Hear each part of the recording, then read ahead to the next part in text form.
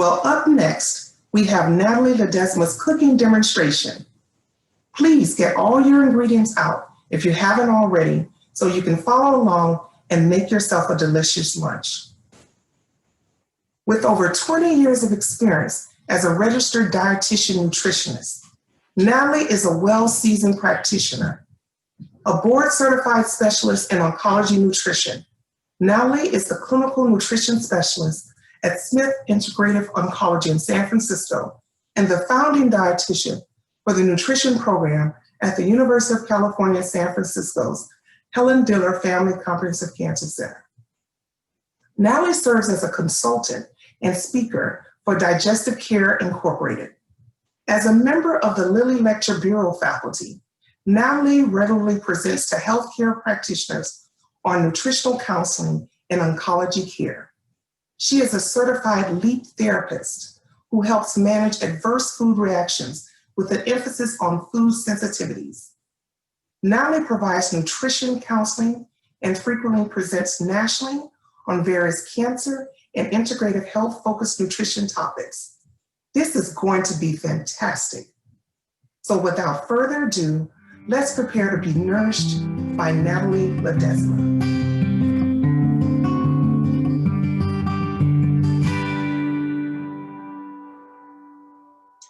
Hello and welcome. My name is Natalie Ledesma, and it's an honor to be here with all of you today. Thank you for joining. We are here to discuss cooking for your microbiome.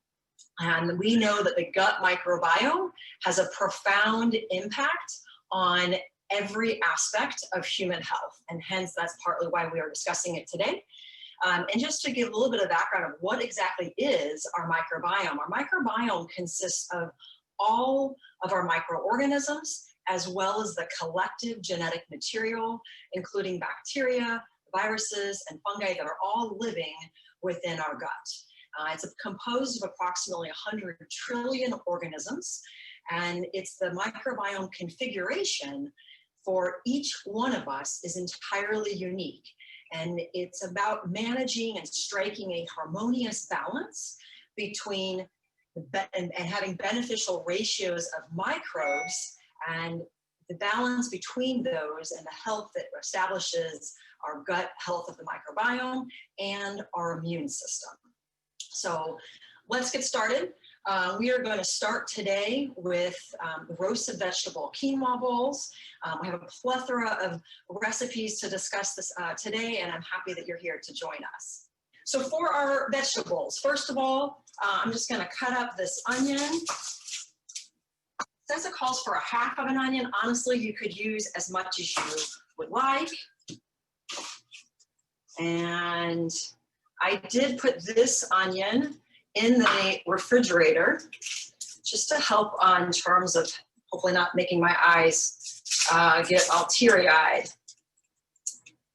And just so you know, I did start, of course, by washing my hands numerous times today. I'm going to ship these guys off to our compost. There's that. All right.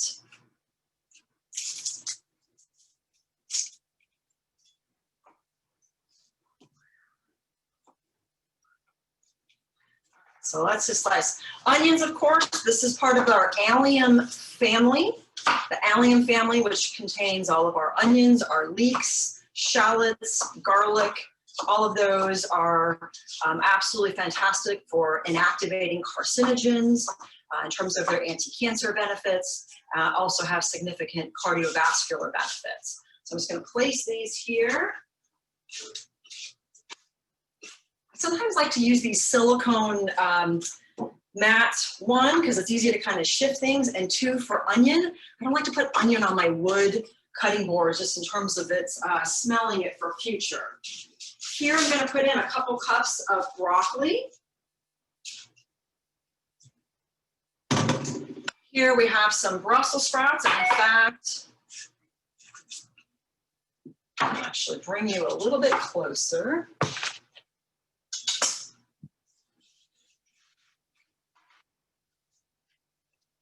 We have a couple cups of Brussels sprouts.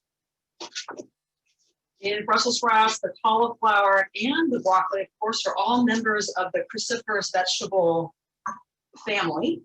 And that is very important because it has significant phytonutrients, glucosinolates, isothiocyanates, all these fancy phytochemical words that essentially show us how important they can be in terms of their anti-cancer effects and also having a very favorable effect on hormone metabolism. So even a particular importance for those with hormonally related cancers, such as breast cancer, ovarian cancer, cervical cancer, prostate cancer, not still related. Here I'm just spritzing on some organic extra virgin olive oil. And you may note I did put parchment paper down here. You don't have to use parchment paper. I'm a little bit of a neat freak, and so I just find it makes it a little easier to clean afterwards. This is just some freshly ground pepper, a little bit of some salt. Try to stir these up a little bit to get them ready to roast. I have preheated our oven. It is at 400 degrees. And I think these veggies are ready to roll. For space, yes, we could also include sweet potato. I just didn't put it in here just in terms of fitting it on one cookie sheet for our purposes today. And because we were going to be using quinoa, I figured that would kind of give us some hearty carbohydrate. However, I do like this dish quite a lot if we also instead use rice cauliflower as the base. I'm going to put this in, say, for 20 minutes before we can come and check on it.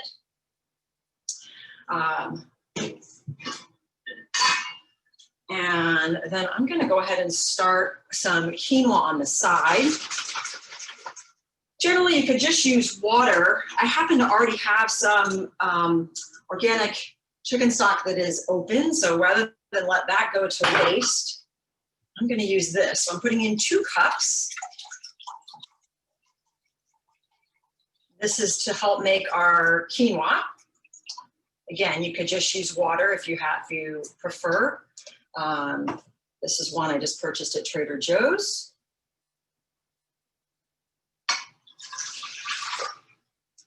Then we are going to put in 1 cup of quinoa.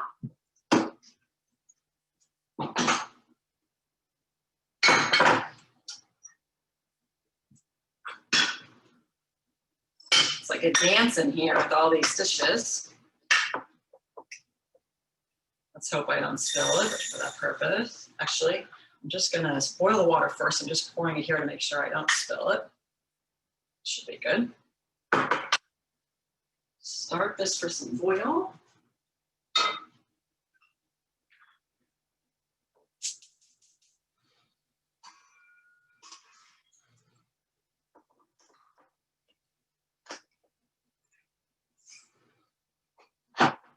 We'll be doing a lot of multitasking today. While we wait for that to boil, I'm going to go ahead and start our lemon tahini dressing. Okay. And so for that here, I have 1/3 cup of some organic tahini.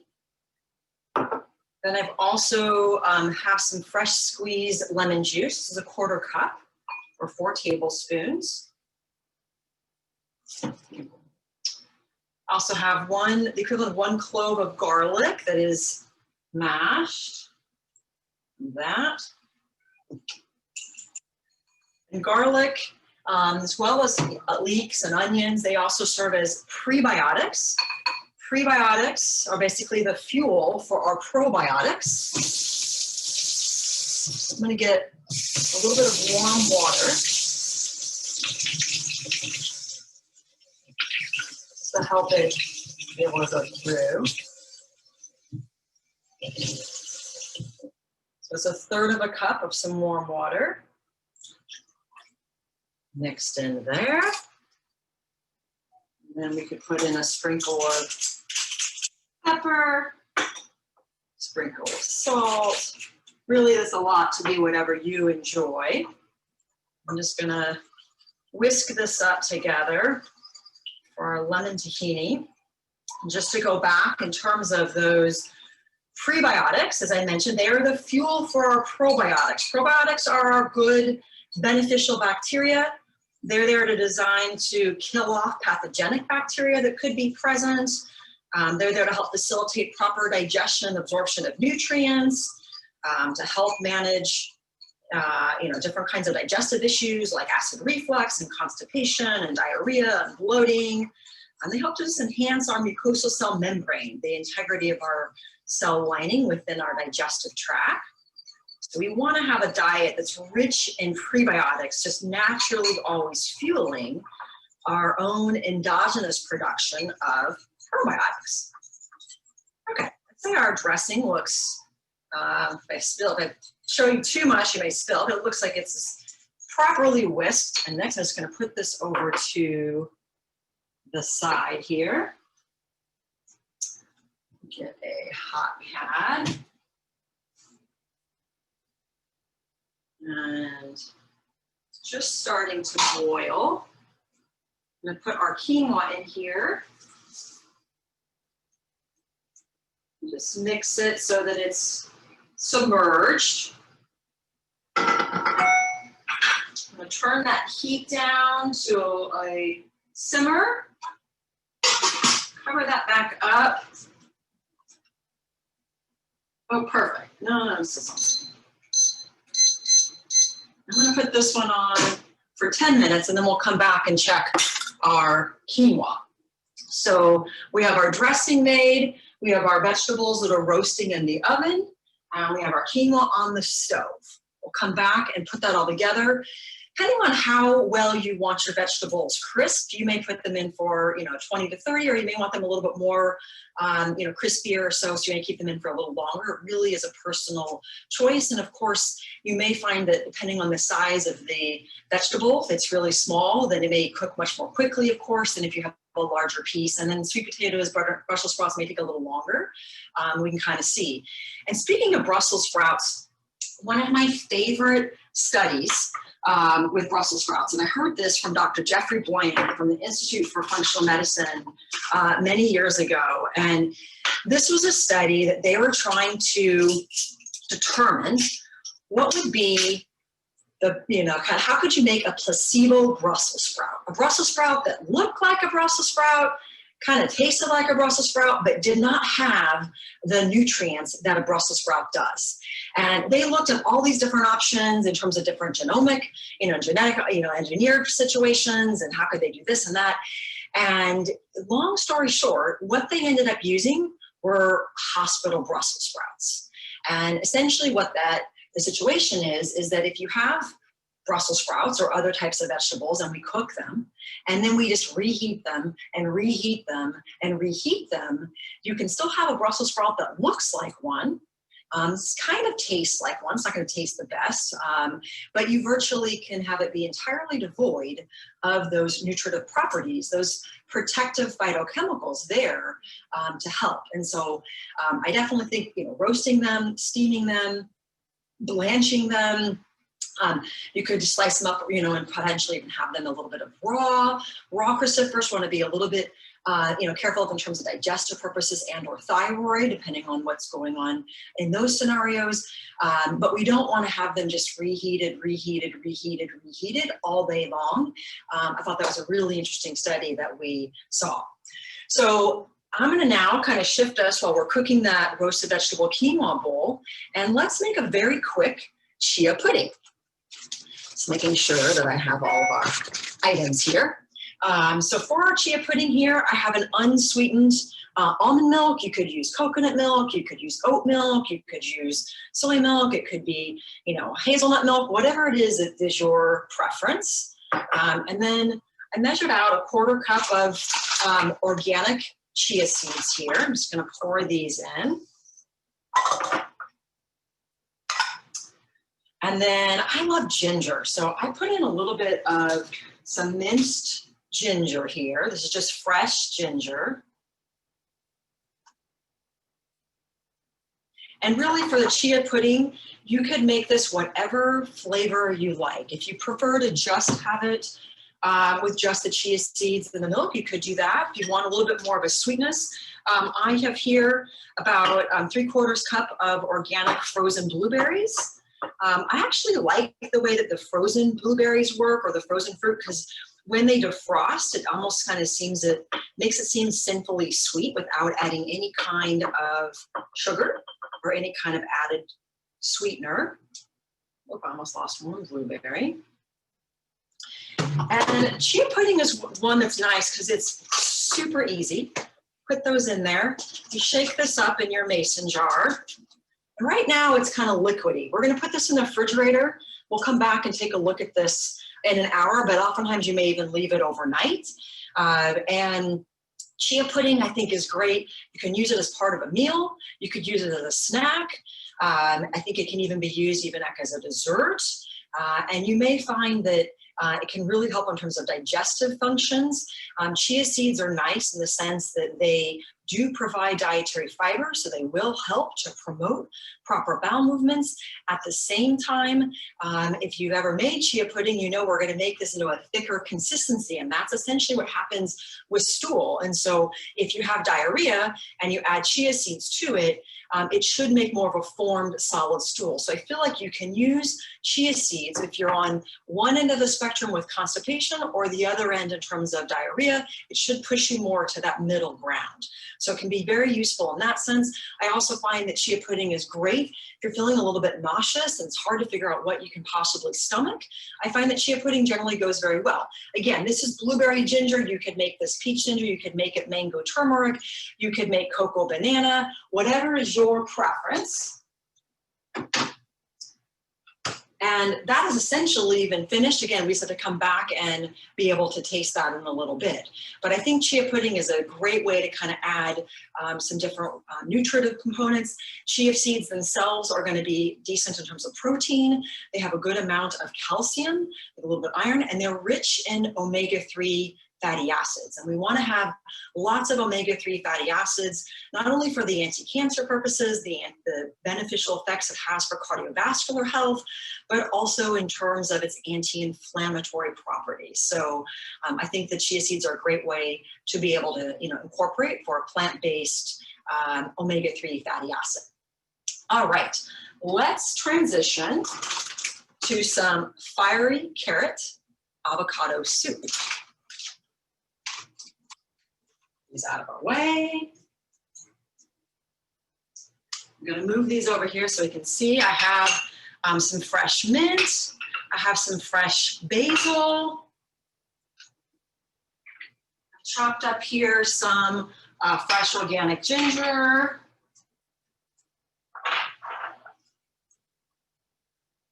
This is like a fun experiment. We got our avocado and our lemon. And our organic carrot juice, which I purchased organic carrot juice. If you have a vegetable juicer or pressed juicer, you could certainly make your own carrot juice. And essentially for this one, we just basically get to, put everything in here.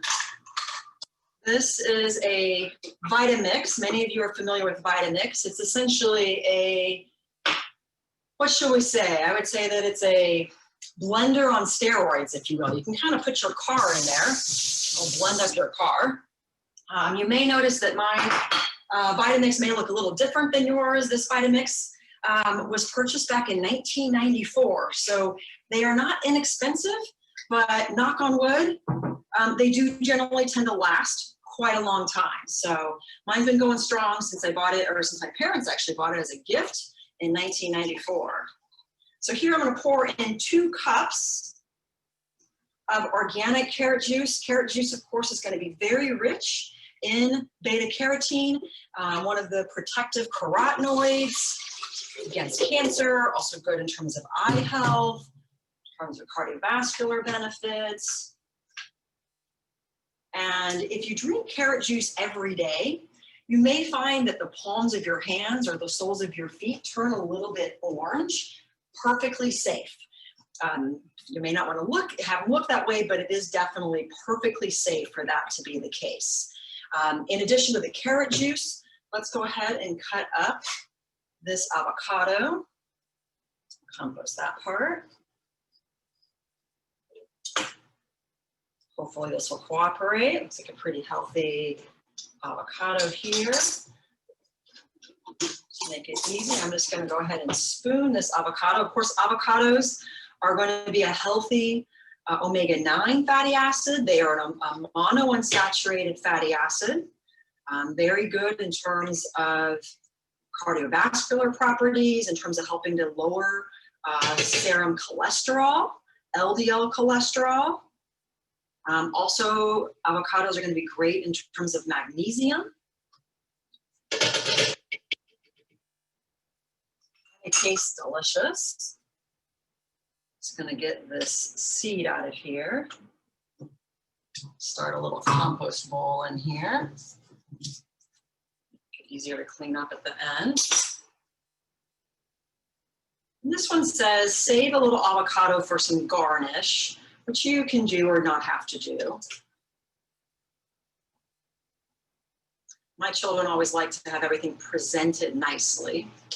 So they would say, save some so that it's going to look pretty. I don't know how much this part's going to look, so I'm just going to go ahead and put this one in here. So we have our full medium avocado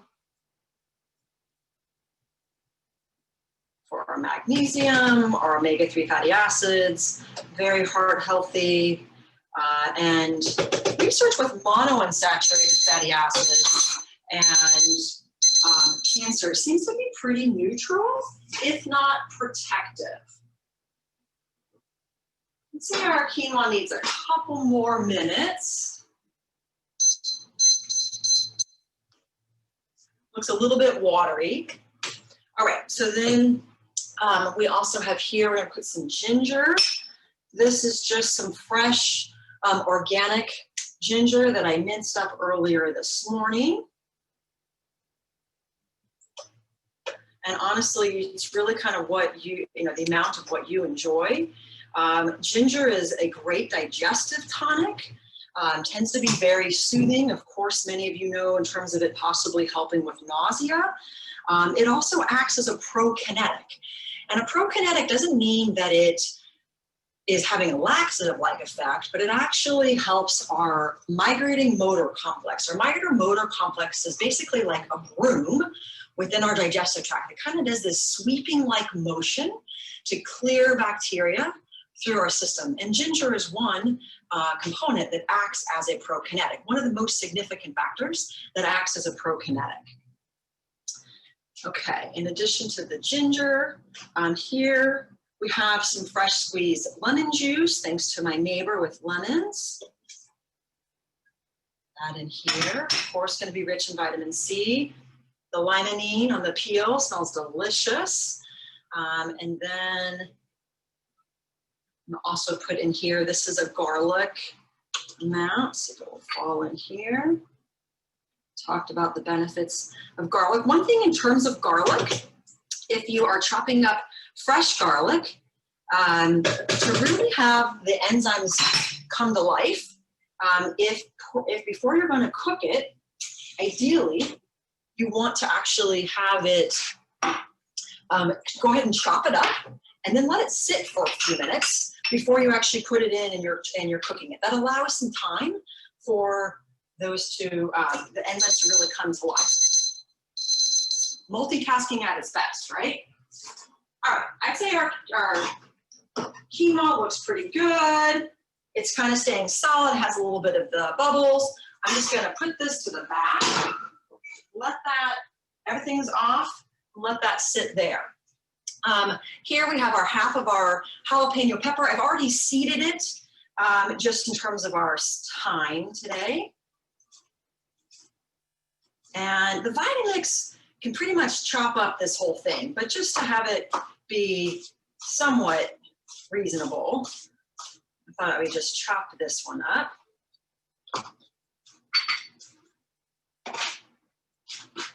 Pour in our half of jalapeno pepper. Again, if you wanted it spicier, you could put in a little bit more. If you did not want it spicy, you could always leave or adjust that. This one also, uses a little bit of cayenne pepper. Some red cayenne pepper, 1/4 teaspoon here. That in there. And then I have, actually first we have our mint leaves. Some of my mint leaves were a little bit small, so I did a few more than 5 just to kind of make sure, but these are just some fresh mint leaves. They smell delicious, of course, mint and basil, all of these different herbs and spices. If you want to know what the richest antioxidant you think of, oh, is it kale, is it blueberry, is it cherry? These are 15 basil leaves that I have washed. But the richest antioxidant, as soon as I touch the jalapeno, I'm going to wash my hands one more time. Make sure I don't touch my eyes or have my eyes burning.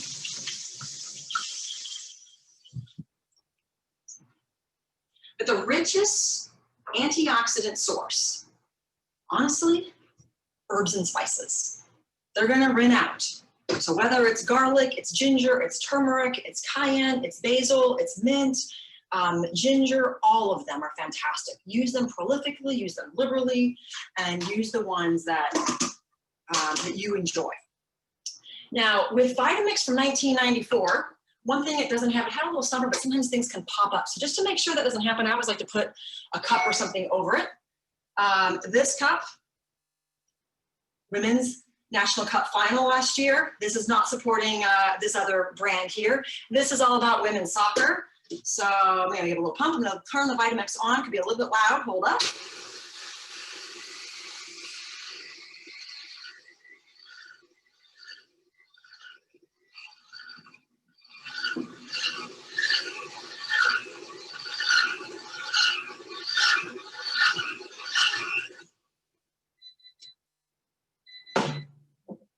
We're gonna hold that just for one moment. I'm gonna check our vegetables. See how they are coming along. It's been 20 minutes of our roasted vegetables, just to show you a little bit. They're starting to get a little bit crisp. I like them a little more done than that, so I'm gonna keep them in a little bit longer. Onions are looking quite nice. The sweet potatoes would add a beautiful touch. I would love this with sweet potatoes and over the rice cauliflower. I'm gonna put these back in for longer. And then let's come back to our soup here. So this is a raw soup. This is from the kitchen of Cafe Gratitude. Some of you may remember that restaurant. I'm just gonna repurpose this bowl that was holding our cauliflower, just to kind of show you, since it's a glass bowl. And here is our raw carrot avocado soup, loaded with all different kind of nutrients. So you have beta carotene and the benefits of all those orange vegetables with the carrot juice. You've got all those different herbs and spices in terms of the ginger, and we've got the garlic in here, we have the basil, and we have the cayenne pepper and the mint, and the jalapeno pepper giving a little bit of a kick, and the avocado to be very satiating and filling with those healthy monounsaturated fats.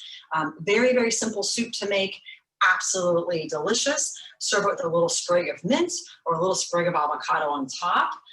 Can be great, particularly summer or other time. But I think even today is quite warm, so it'll be great to have that out there. So set that to the side. We are going to use our Vitamix later. So one thing we can do with the Vitamix just to help clean it, put it back on momentarily.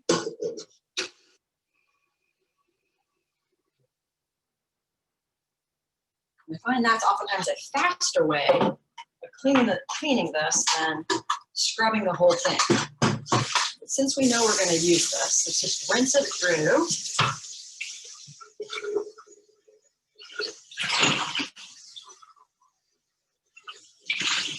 This over to the side. Make sure our smoothie doesn't have some fiery avocado. Get that prepped. All right, we are moving along well. Wipe up this little splotch. Okay, next up, let's tackle fermented vegetables, because if you're going to do a class on the microbiome and cooking, you got to include some fermented foods. And fermented foods are going to add good bacteria to the gut. I'm not sure if I want to use this one. I'll put this one to the side just in case we want to use this. I'm going to move our fermented vegetable section over here. I'll drop them.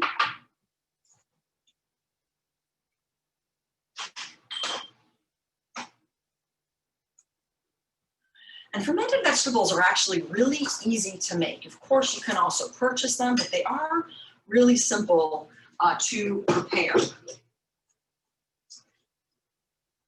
And I'm doing this one kind of with nothing fancy. I don't have any canning and fermented vegetable kind of tools. And I did that partially just to kind of make sure that anyone, in terms of having a couple jars in their kitchen, you can make this work. So why would we want to add fermented vegetables? Because these are going to add really good bacteria to our guts, and this bacteria helps us to, strengthen our immune system, helps to regulate our appetite, helps in terms of improving digestive function, and it can also add a nice little crunch and a nice little extra kick in terms of taste, just to kind of get a daily dose of probiotics to help maintain proper, gut health. And you can really ferment any kind of vegetables that you like. Today, I thought we would do carrot and green bean. And then I actually recently saw a recipe for a cauliflower with persimmon. I've never tried that, so I thought, let's try a little cauliflower persimmon one. I did do some cucumbers the last time, and when you use softer foods, I did broccoli, and that one works out. It turns a little, doesn't stay quite dark green, but does still, the taste was quite nice. But if you use vegetables that are softer, like a cucumber or summer squash, they are going to come a little bit mushy. So if you don't want that to occur, you can actually add ingredients that are very high in tannins, like a grape leaf or a black tea leaf. I haven't tried to do that, but I know that that technically would work. I wanted to show you, this is just some fermented vegetables that I made a couple weeks ago. And so you may see that the water in there is a little bit cloudy. So these have been sitting in there fermenting for, they're finished fermented. I've had them in the refrigerator for the last couple of weeks. And it's a little bit cloudy, but that's just perfectly normal. Doesn't mean that it's moldy, it's just perfectly normal. The key is you have to keep those vegetables completely submerged in that brine water, okay? And these are like crispy still. These are also carrots and green beans. So let's get started. We're going to use that. All right, so here, all our different ingredients. I have 2 jars, one for the carrots and green beans and one for the cauliflower. And first what we have to do is we have to make a brine water, okay? And what we're gonna do there is just simply mix 2 cups of water. This is filtered water. Back to cold, I'd say that's pretty perfect. And then here I have a tablespoon of Himalayan sea salt.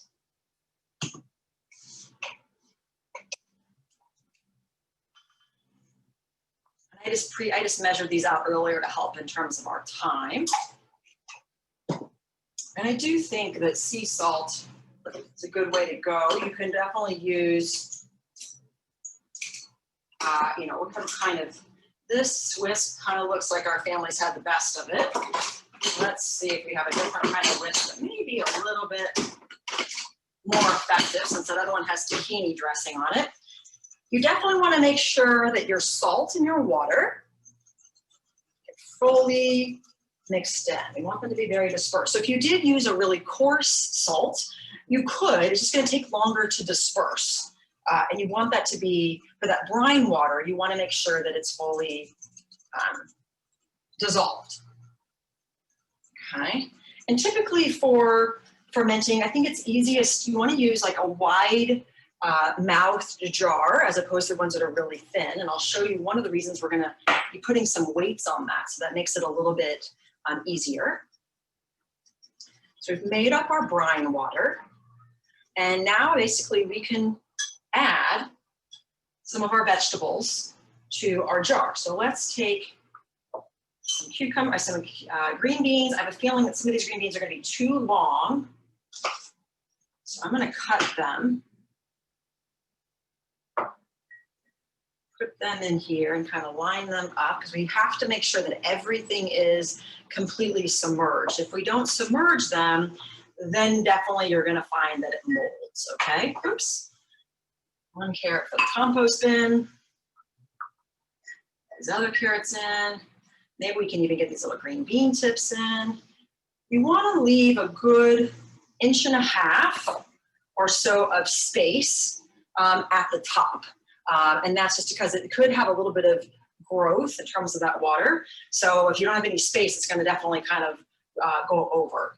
So here's our other one. We're going to put in some cauliflower. And before we do that, I thought I did wash this persimmon earlier.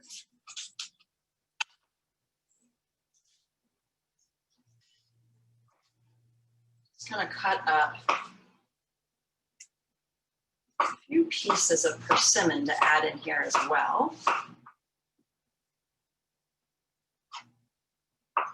Getting into our fall vegetables. Again, another orange vegetable rich in carotenoids. And I think maybe even smaller pieces of this, just so that maybe more flavor with time to be mixed up. All right, so here we have our jar, and I have some organic washed cauliflower. Put in this one. We will sprinkle in some persimmon. For those of you who are really fancy, I'm not that fancy, you could also use like edible blossoms in here as well, if you would like to do something like that. Oops. More to the ground. Make sure that they're mixed in terms of our flavor, and I think that probably looks like it's a good ratio. Those to the side. All right, so now we have our vegetables. Let's mix in our brine water. Again, just making sure we have it fully dissolved. And you may not necessarily have to use all of your water. It's more so just making sure that you're covered. Pour some in here. And I just realized too, it'd be nice to probably add in a few of the, I need a little bit of, I like things a little bit of kick them out, a little bit of red chili pepper flakes to the carrot and green bean version. And I actually chopped up some fresh organic jalapeno for the carrot, for the cauliflower and persimmon one, just for interest in trying different things. Add in water. Okay. And then I'm going to, you want to make sure you get all the air bubbles out. So I just want to make sure I'm going around the sides here to make sure we don't have any air bubbles in here. And this one, particularly since I put the peppers in a little late, I want to make sure we're there. Okay. Now, what we can do is we want to make sure, again, that these are completely submerged. So sometimes you can find like fancy glass weights that you could put on top of these to keep the vegetables underneath. Because again, the key to the lacto fermentation is that it has to happen in an oxygen-free environment. So if a little green bean or carrot or one of these vegetables pop up and is exposed to oxygen, you're going to see that it definitely will mold. And that we don't want to happen. But I don't have those little, fancy little jar or the little weights. So I have just a smaller jar that I filled with water to make it heavier. And literally, I'm just going to place it on top like that. Now this one I can tell is pretty full and it's going to end up spilling over eventually. But right now, it actually works. So I'm putting them in here and you'll see I'm putting it in a container because that way when it does spill over, it's just going to go into this container and it's not going to go all over a counter or something. So just a little bit of some sort of container that has a lip that if any water were to spill over, you can do that. And then just in terms of cleanliness, this is a nut milk bag. You could use other types of bags. I'm just going to put it like this and cover it so that it would be secure. And if you don't have something like that, you could be fancy and use a paper towel and just simply cover it and then add a rubber band around those. And now you have fermented vegetables on the go. Now, how long do you ferment them really is up to you. Depends on your taste preference, okay? So if you like things that are gonna be really, those vegetables, the ones that I just made, the carrot green beans, I did these for 3 days and I honestly felt like they were perfectly fine. I didn't want to have them 10 days or 14 days, but really it's up to you. Typically it's going to be anywhere from 2 days. Some people do it, as long as, 10 to 14 days. You want to keep it in room temperature while they're fermenting, probably around 70 degrees or so. So if there's an area that's particularly cold or an area that's particularly hot, just be mindful of that. I honestly just did these on our, kitchen counter. I'm just going to move these out of our way, but honestly, these are then set. What I would do is tomorrow, check, just make sure all the vegetables are submerged to make sure that they look good, see how they're doing. Then the next day, do the same thing. And then after day 2, day 3, start tasting a little bit of one. Do you like it? Needs a little bit more. Keep it in an extra day. You're finished. Then you could take obviously the weight off, put your lid of your jars on there, and you put them in the refrigerator. Once you put them in the refrigerator, they will stop fermenting, okay? So once you know that they're ready, you definitely can just put them in the refrigerator, or if you have a really cool, cellar or something, that would work as well. Additionally, fermented vegetables, these are great to help support proper stomach acid levels. And for those of you who've heard me speak sometimes before, I talk about stomach acid because it's so crucial. We need to have adequate stomach acid, number one, to kill off pathogenic bacteria that could be present. So if we don't have enough stomach acid, bacteria is more likely to grow. And some of you may have heard of the term or the condition, small intestinal bacterial overgrowth, or SIBO. And that can definitely occur if we don't have adequate stomach acid. Additionally, we need stomach acid to start breaking down our foods. And so if we have protein foods in particular that there's not adequate stomach acid, that they're going to be more, whole and less digested, well, yes, you will experience bloating. You will experience abdominal discomfort.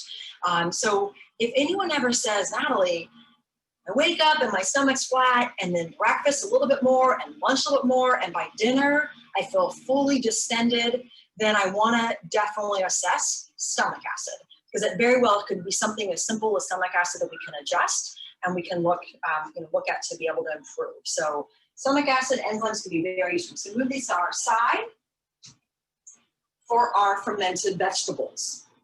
Now, let's start playing with our rainbow protein smoothie bowl. I know many of you make smoothies regularly. I thought we would make a smoothie bowl because it's pretty and very aesthetically pleasing to the eye, okay? And seems to be, kind of a new rage or so. I know my children love making smoothie bowls. Your ingredients for a smoothie bowl are endless. It honestly is really what you are going to enjoy the most. So don't feel like it has to be any particular. This is one recipe that I put together, and you can tell that, yeah, I'm putting in a lot of different components to give you a lot of nutrient bang for your buck. So I'm going to move over some of our smoothie bowl ingredients.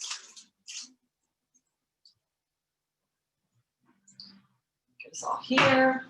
Smoothies, of course, like if somebody doesn't feel very well, you're not very hungry, then I think it can be fantastic to have a smoothie. Sometimes if it's in a beverage, or you have kind of just sipping on it, it doesn't seem to overwhelm you in terms of feeling like if you look at a big plate of food, it's just too much. If you're having challenges with nausea or other things like that in terms of treatment. But if you need to have a little bit more oomph and a little bit more of an aesthetic perspective, then I think a smoothie bowl can be fantastic.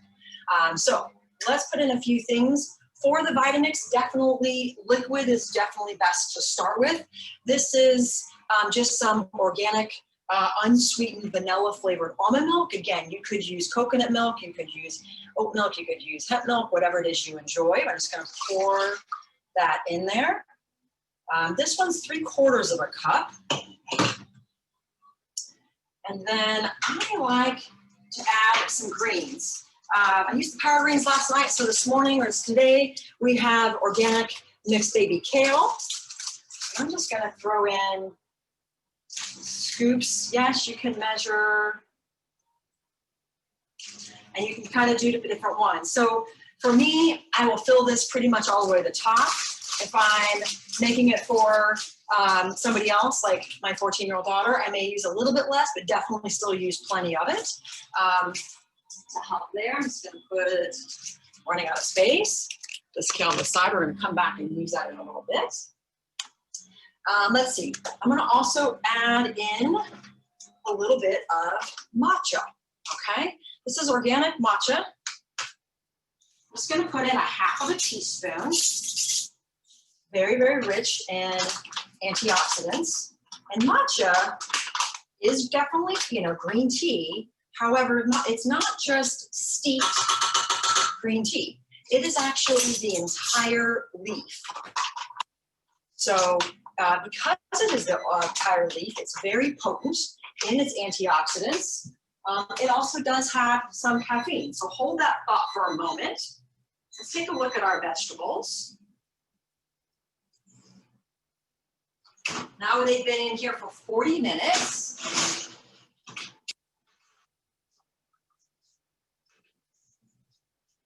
I think we've got it. I think that's probably pretty good. I'm going to actually take a fork just so I can see if they're going through pretty easily.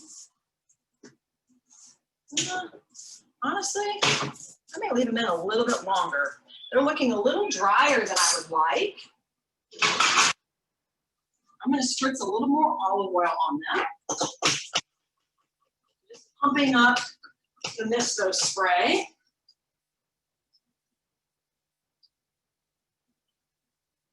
Give them a little more juice here.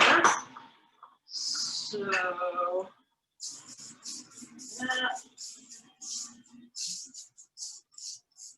roasted vegetables, I think, are fantastic, particularly for the fall. All right, let's put these guys in. I'm looking for just for 5 more minutes.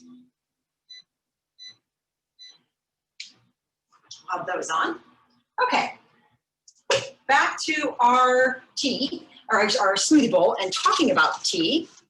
Let's make sure I got all of our ingredients here.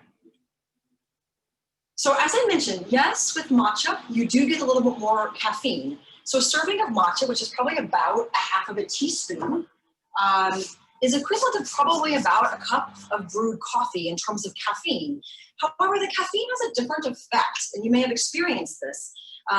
Green tea or matcha has an amino acid called theanine, and theanine offers more of a kind of a relaxed alertness, or relaxed kind of calmness. So it doesn't put one to sleep, yet it just kind of allows you to kind of be in a more relaxed state. So people can handle the caffeine in green tea, the caffeine in matcha, much more easily than they can handle the caffeine in coffee. But beyond that, green tea, generally just regular green tea as well as matcha, is a host of polyphenols, antioxidants with cardiovascular properties, blood sugar improvement properties. The particular catechin called EGCG, epigeiocatechin guaiac, has been even shown to possibly help in terms of metabolism. So lots of benefits of polyphenols and just green tea and matcha in general. Matcha, again, is just really potent. It does have a little bit more of a rich, hearty taste. You may love that. You may prefer that it's not your thing. You don't have to have that in there. I'm just adding it as extra polyphenols and an extra boost. You may have seen I just added in some collagen peptides. I'm putting in here some protein powder. I like to use real foods, but I do find that sometimes it's nice to have protein powders on hand. And if this smoothie bowl was your meal, you would want to add some protein to it.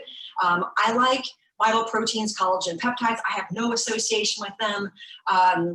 One of the things I like is this is the only type of protein powder that you can add to a hot food or to a hot beverage. So if you wanted to just have a cup of tea, you could add this. If you wanted to put it into the fiery avocado soup, you could add this. If you wanted to put it in applesauce, you wanted to put it in a rainbow smoothie bowl, you could add it. It's the only one that you can put in hot things because otherwise they will become denatured.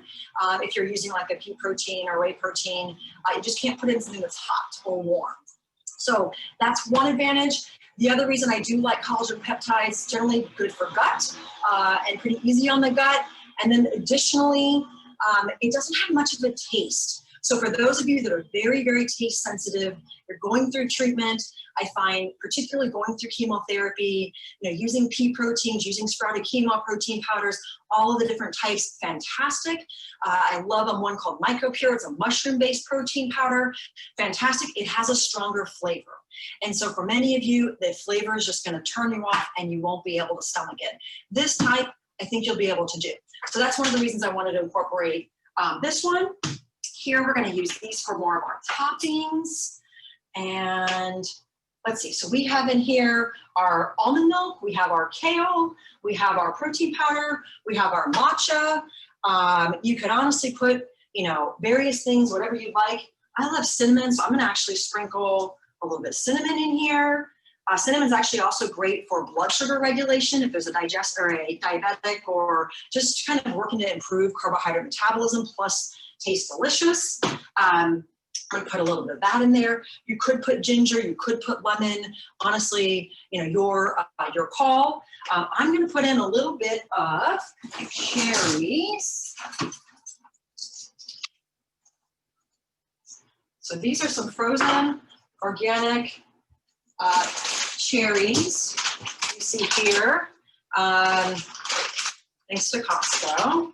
So this is a half of a cup of frozen organic cherries. Put them out, now they're quite frozen in here. And I normally would honestly use blueberries, but since we already put blueberries in the chia seeds, and I'm probably going to serve this to my daughter for lunch, since I didn't put a lot of her in the kitchen, so I figured if I make her a smoothie bowl, that'll help. She loves mango. So I'm going to put in a half a cup of organic frozen mango. Again, you could certainly use fresh. It's just that it's going to change the consistency of your bowl. So if you want to have a little bit of a thicker bowl, I'd say you go a little bit more on the frozen side. One more of those little mango chunks. Put mango back in our freezer. Let's take a look now. The vegetables have been in the oven for 45 minutes. Let's pull these guys out. Turn off our oven. I think that these are set. We'll let them cool here briefly while we make this smoothie up. Our lid. This.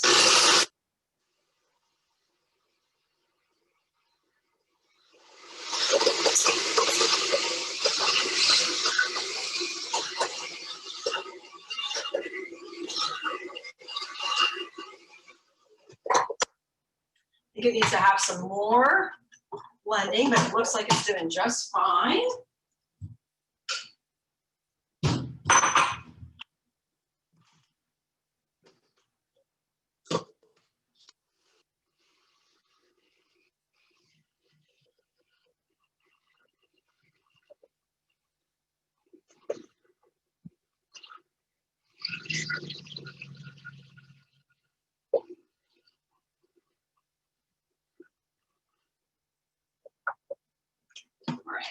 That should do it. We're going to put this in our smoothie bowl.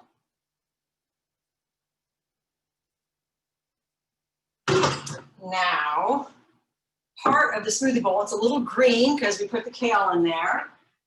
And if you want to make your smoothie bowl pretty, then we got to add the different toppings. So I'm going to put here a tablespoon of chia seeds. Give my daughter lots of fiber and omega-3 fatty acids, digestive, cardiovascular, and anti-cancer properties. She loves a little coconut, so this is some unsweetened, just some coconut flakes. That in here. Put a little bit of hemp hearts. A little extra omega-3 fatty acids. And again, you could put some extra banana on here. You could put flax seeds. You could put, you know, this is really what you enjoy.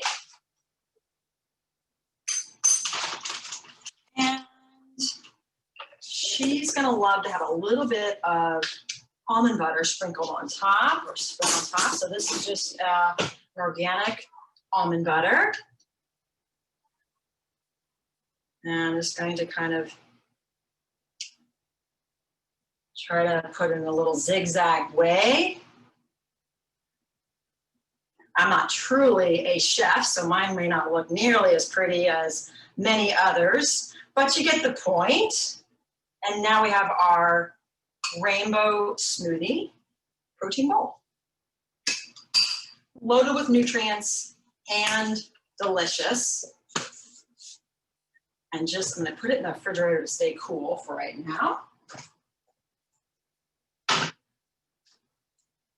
Now, we have two more quick little things. One, we need to make the salmon for the roasted vegetable quinoa bowl to give it some extra protein. This is from Wild Alaskan Company. I really like their products. The fish is very, very good. And what's really nice is they send them to you in these 4 to 6 ounce packages. So I can really kind of cook them for just one person, or if you want to have it for a lunch. I defrosted this one, kept it in the freezer. I defrosted this last night, and today is it is completely defrosted. And I'm going to take, if you really are interested in the Wild Alaska Company, email me. And I know I have like a $25 off coupon. I have no association with them either, but just cost-wise. Touching the raw fish. I'm gonna go ahead and wash my hands one more time. All right, so I don't know if it really needs it, but just for a little bit, I'll put a spritz of olive oil on the top. I'm gonna put just a spritz of salt. We have some lemon there that we can squirt on it once it's cooked, and a little bit of pepper. Put this in the oven too, but I'm gonna do something, I'm gonna use our air fryer. This is really, husband loves the air fryer. Was very skeptical, but I found out I really like it. So I'm gonna put it in here for 7 minutes. It's such a versatile tool, really. It's quite kind of amazing of what you can put, all different kinds of vegetables in there. We roast vegetables, we make veggie burgers in there. I do kale chips in there. You can do salmon in there. It's actually quite versatile. I really have enjoyed it. All right, let's get to our refresher, okay? So for our refresher drink, this was something that I had purchased a little while ago. And this was inspired, if any of you have tried, Suja's Ginger Love. This container here, delicious. It has water, lemon, ginger. This one has a dash of pineapple, a little bit of stevia. One of these containers, which is 10.5 ounces, is 15 calories. So I like that it wasn't something that had a lot of sugar, had a lot of other juices in it. But I just created my own. But this one is also very good. It's not the most inexpensive product. So let's take 16 ounces. This had our salt water in it, so we want to make sure to rinse that out. And again, you really can kind of vary this as you wish. So we have 16 ounces of filtered water. Then I'm gonna add in some lemon juice, and I'm gonna add in some ginger juice. Now,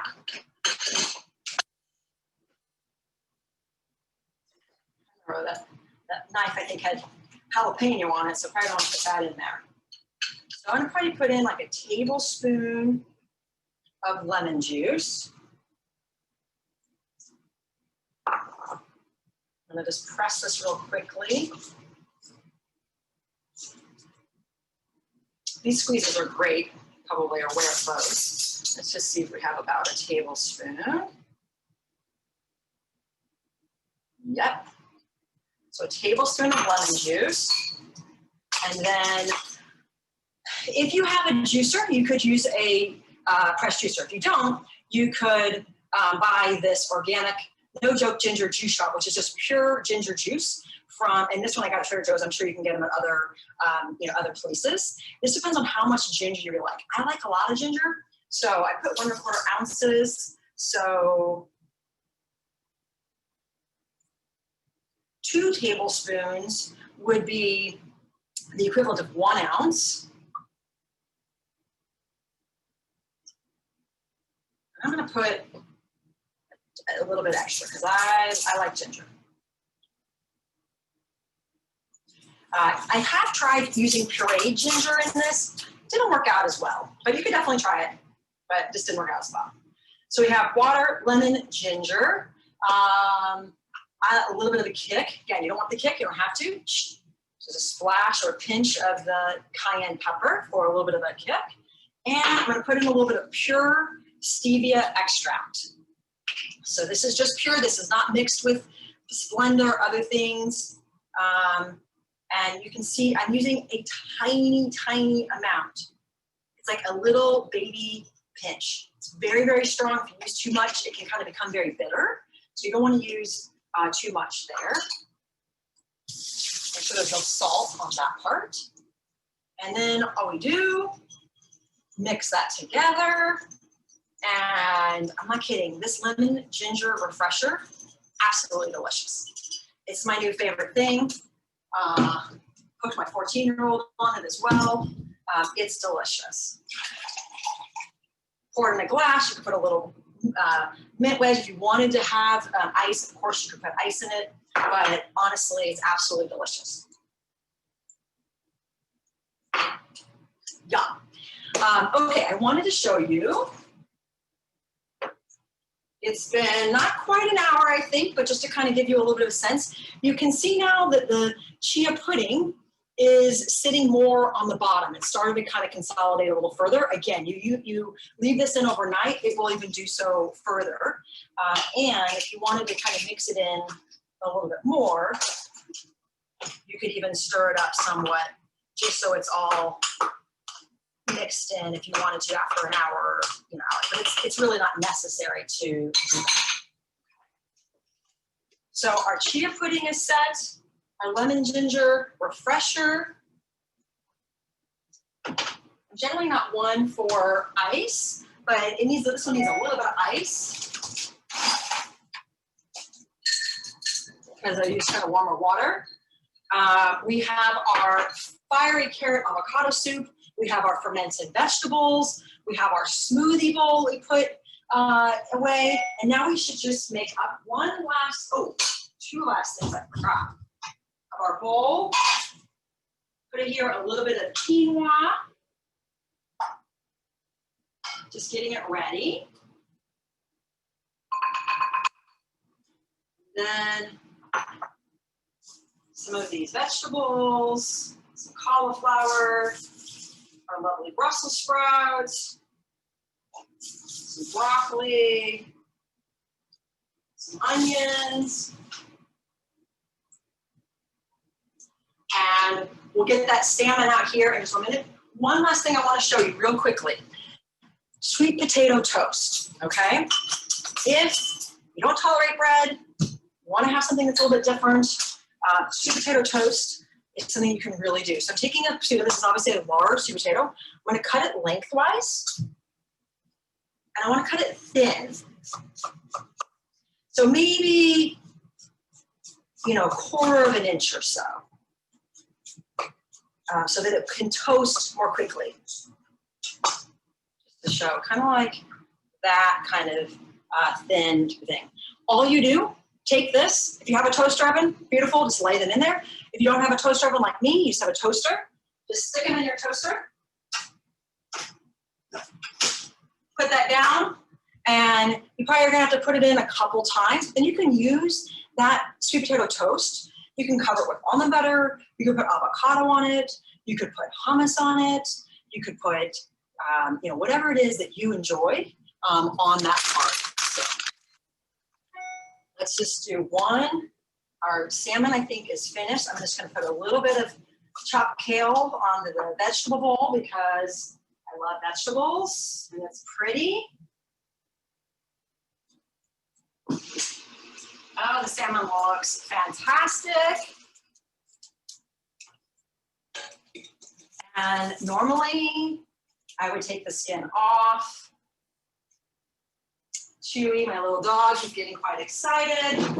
He knows what salmon skin means. That means he gets to have a little bit of salmon skin because it's good for his coat. And here we have our bowl. And I'm just gonna put some of our lemon tahini dressing on that.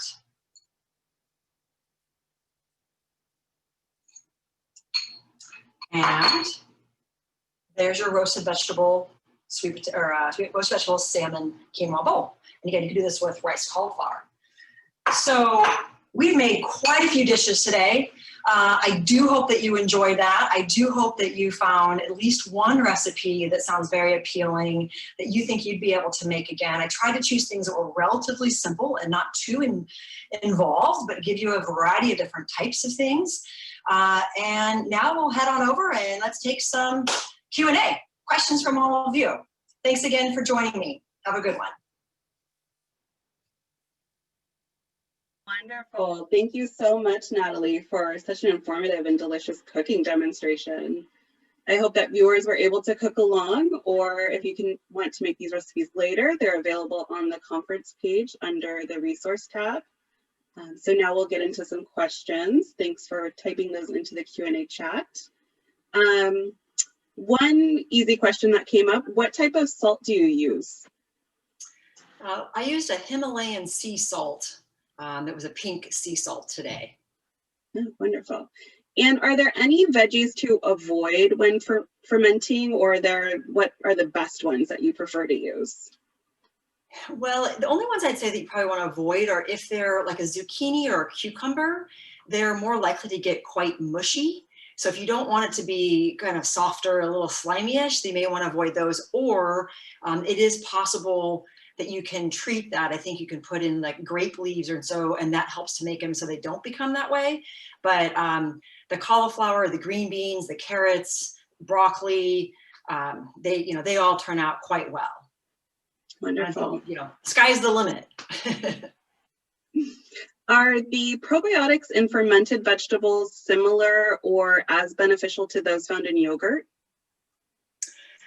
Good question. Probiotics in yogurt sometimes are going to typically be standard ones. They tend to be the Streptococcus types of strains. Sometimes you get a little bit of Lactobacillus acidophilus. At this point, we're still learning a lot more in regards to which types of probiotic strains are the most beneficial, as well as which types of probiotics are going to truly offer in terms of if we can create them, do we find that they give greater, benefit? So I think we're still really learning of which probiotics are going to be generated with fermented vegetables, and then also kind of the prebiotics being able to fuel the growth of those probiotics. So I think the question that we don't quite have is what's the difference in terms of the food forms versus supplemental forms, because we can't guarantee that we have X many billion, units within, a fermented carrot or within a half a cup of, Greek yogurt. And so we're just using those as just general natural sources. And if we're really looking for guaranteed numbers, then we're relying more in terms of dietary supplements. Wonderful, thank you. Lots of interest in the fermenting vegetables. Is there a difference between pickled vegetables and fermented vegetables? The fermented vegetables actually do have then the live bacteria. So it's a matter, I think, in terms of the time that you're fermenting. Technically, pickling will be similar, but I think technically it doesn't have the live probiotics, that are intact. Wonderful. And if anybody has a salt intolerance, is there anything else to be used when fermenting vegetables? I don't know. When I've looked at different recipes, I haven't seen anything other than salt, but I would wonder, could you do it with something like sea vegetables that tend to have, we tend to use sea vegetables oftentimes as a alternative to salt in terms of cooking and just in terms of our general preparations of foods. But I don't know that you could technically ferment without salt. Good question. Okay. And then you covered the fermented vegetable jars, and some viewers were just wondering why you did that. The reason you cover the jars, and you can actually get weights that are designed for this purpose, but I was trying to go with the most simple things that everyone would have in their kitchen. And you want to kind of have those heavier, the smaller water-based jars were to help keep the fermented vegetables or the vegetables below that brine water. If any vegetables were to pop up over the water, then they'll mold. So it's just predominantly to help keep the vegetables entirely submerged so that no mold would form. Okay, thank you. Now, in your delicious soup recipe you shared, would there be a good substitute for basil? A lot of this is just really to your palate.